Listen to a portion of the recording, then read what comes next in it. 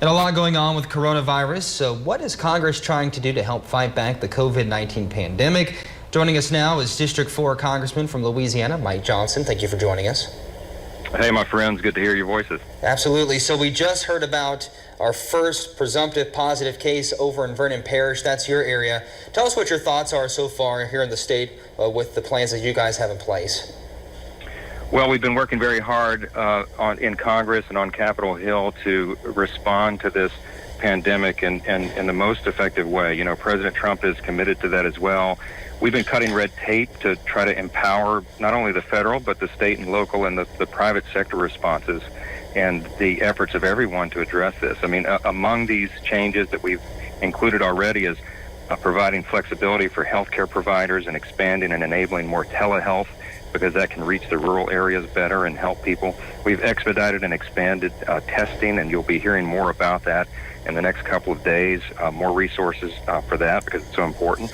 Of course, we've been empowering educators and trying to allow for classes to be moved online and to make sure that children who rely upon those meals at school are still provided. And we're having support now for small businesses because they are on the front lines of this crisis. And we have a lot of people in this state who are concerned about their jobs and how they're going to keep things afloat. And so the government's doing everything it can to help.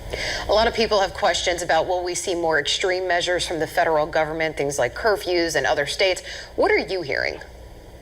Listen, that's a great question, and I'm glad you asked it. I think that there's a lot of sort of panic out there, an emotional response to these things, and we have to be very responsible stewards of that public trust, and all of us in our own spheres of influence to help sort of tamp down these radical ideas and things that float around on social media and by text. Some of it is produced by bad actors overseas. They're trying to cause civil unrest. So the National Security Administration put out a tweet yesterday saying that that's fake news.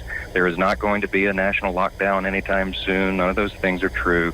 So everybody just take a deep sigh of relief and hold on. We're going to get through this. We're Americans, and we'll plow through. One thing we just saw is that a member of Vice President Mike Pence's office just tested positive for coronavirus. There's just a lot of questions and a lot of, concern out there in the community. What are your thoughts on that, and are you surprised by something like that? We're not surprised about it. We know that the infection rates will, if the projections are accurate, there'll be a lot of people infected. The good news is it is not a fatal disease for most people, particularly the younger and healthier folks. We've had pandemics before. We have gotten through it. The best thing we can do is follow the recommendations to stay safe and wash your hands and stay secluded to the extent that you can right now until we get over this hump and we flatten the curve that everybody's heard so much about.